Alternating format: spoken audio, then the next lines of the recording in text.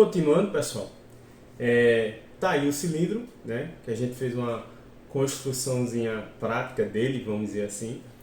E a gente viu aí, né, a reunião desses segmentos e junto com essas regiões circulares, tá? A gente obteve o cilindro, tá? E vamos agora identificar os elementos. Aí, os elementos, primeiro, eu tenho as bases, que são regiões circulares, tá? Então, um dos elementos da região circular, como eu falei logo lá no início, tem a origem e também temos o raio.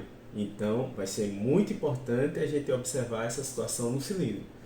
Os raios, no caso aqui, eu tenho o raio, né, dessa região circular, aqui até de a tampinha rosa, e tem o raio dessa região circular aqui, que é a tampinha verde, tá? Mas lembrando, apesar das cores serem diferentes, tem a mesma, essas regiões têm a mesma área, tem o mesmo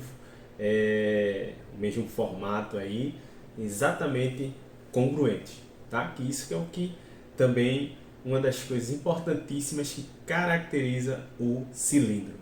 Tranquilo? Bom, o outro elemento aí que a gente poderia destacar nesse cilindro seria a geratriz. O que é a geratriz? A geratriz, gente, foi o segmento que a gente pegou logo no início para construir essa figura, e a gente partiu dele com segmentos congruentes e paralelos. A reunião desses segmentos formou vamos dizer aqui, essa superfície, e obviamente as extremidades desses segmentos coincidem são pontos dessa região, dessas duas regiões circulares, e aí formou o cilindro. Então, na verdade, a geratriz, no nosso exemplo prático aqui, seria a gente chamar seria o nosso canudo, tá? Que aí é um segmento. Tranquilo? Então, esse segmento seria de onde a gente partiu, desse canudo, seria o que? Seria a nossa geratriz. E o que seria a altura, que é o outro elemento também do nosso cilindro? A altura é justamente a distância entre as regiões circulares, né? Lembrando que no cilindro as regiões circulares são paralelas, tá?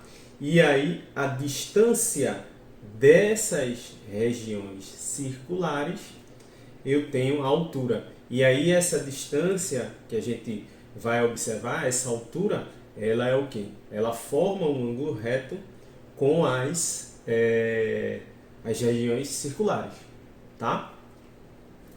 Então, isso seria a nossa altura. Bom, os elementos, então a gente vai ter os raios das bases, tá? Vamos ter a geratriz, que no nosso exemplo prático aqui foi o canudinho verde, né? Que gerou essa superfície, e aí junto com as regiões circulares a gente obtém o cilindro, tá? E a altura, que é a distância entre as regiões circulares. E o que é que eu tenho? A classificação, outra coisa lá que o professor Anthony falou. Então, a classificação, o cilindro, ele pode ser oblíquo ou um cilindro reto. O cilindro oblíquo vai acontecer o seguinte, é como se o cilindro tivesse uma inclinação, tá? Essa figura eu construí estrategicamente e é um cilindro reto, que é até, lembrando aqui o nosso pote, tá? E já vou falar do cilindro reto. Mas antes, tirar até aqui da imagem da tela, que é justamente o que? Justamente a gente falar do cilindro oblíquo. O cilindro oblíquo, um dos exemplos famosos aí que a gente pode associar o cilindro oblíquo é a Torre de Pisa, que é lá na Itália, tá? Que ela foi construída. Vamos só dar uma contextualizada e aí depois eu volto para explicar, para sacramentar o que seria o cilindro oblíquo, tá? E aí, em 1173, o engenheiro Bonanno Pisano, tá? Ele construiu a Torre de Pisa, que lembra um cilindro oblíquo. Então, é uma associação que significaria o cilindro ter uma inclinação. Tranquilo? Então, aí iniciou a construção da famosa Torre de Pisa para abrigar o sino da Catedral de Pisa, no norte da Itália. Lembrando, depois eu vou disponibilizar esse material aí, essa curiosidade falando sobre cilindro. Tem outros elementos também, um textozinho aí bastante interessante. E aí eu disponibilizo para vocês lá no ambiente do Google Classroom. Tá? Então, continuando, antes que seus 3 primeiros andares, então o que foi interessante aí, que antes deles chegarem na construção do terceiro andar, já houve uma inclinação dessa estrutura, desse monumento aí, famoso lá na Itália.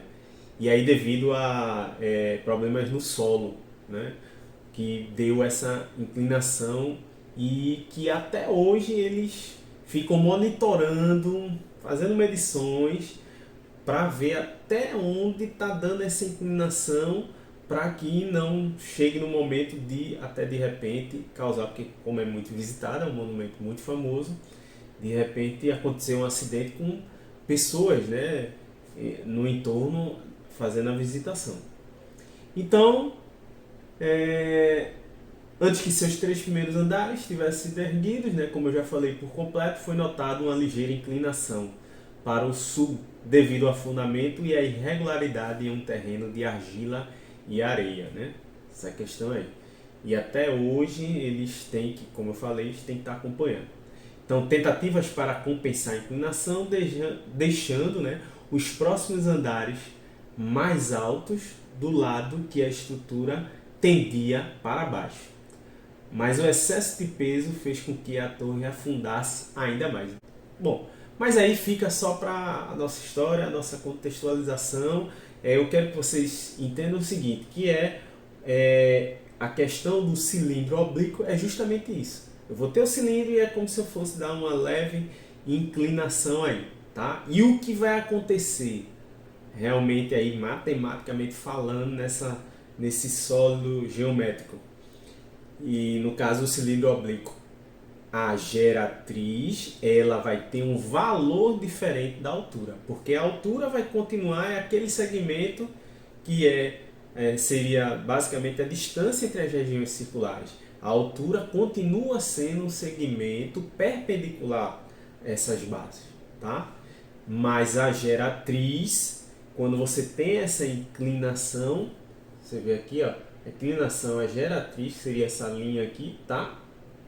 A altura continua entre as regiões circulares sendo perpendicular, então a geratriz vai ser um valor diferente da altura, tá? Aí eu já aproveito para falar de que o cilindro reto, que é esse aqui que eu tentei, né, construir e mostrar para vocês na prática aí, é que o cilindro reto,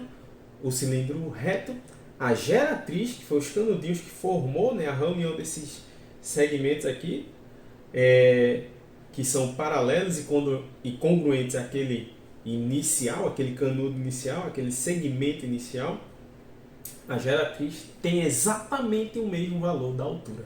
E aí a gente vai chamar de cilindro reto. Tranquilo?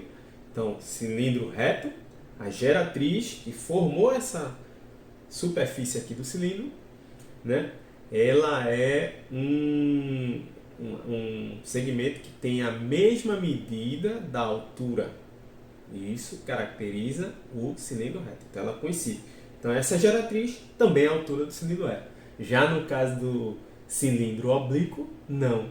O valor da geratriz vai ser diferente, devido a essa inclinação, vai ser diferente a altura, porque nesse caso a altura continua sempre sendo perpendicular às bases, às regiões circulares, tá? Eu vou deixar um desafio lá no formulário do Google Classroom sobre você calcular a geratriz aí da Torre de Pisa, tá? E aí se ninguém conseguir, mas de todo jeito, eu vou fazer uma videoaula só sobre esse exercício aí que eu vou pedir de vocês. Mas vocês tentem fazer. Já estou adiantando, calcular a geratriz dessa Torre de Pisa, tá? Que, se não me falha a memória, ela tem aproximadamente 55 metros, 55, 57. Mas eu vou colocar lá bem explicadinho na questão. E aí eu vou pedir para vocês calcular a geratriz. Então a altura, eu já vou dar a altura, vou dar também o raio da base, né? E aí vocês vão tentar calcular a geratriz da Torre de Pisa. Tranquilo? E eu fico devendo então. Vocês tentem fazer lá, vai estar perguntando no ambiente do Google Classroom, lá no formulário do Google, e depois eu trago para vocês uma videoaulazinha bem rápido sobre essa questão aí de calcular a geratriz. Então ficou claro aí a diferença entre cilindro oblíquo e cilindro reto, tá? Ficou tranquilo? Bom, e agora vamos fazer o seguinte, vamos dar uma olhadinha em cilindro de revolução. E aí no cilindro de revolução, bastante interessante, a gente vai fazer outra prática e mostrar para vocês como é que a gente consegue originar, né, um cilindro de revolução, tá?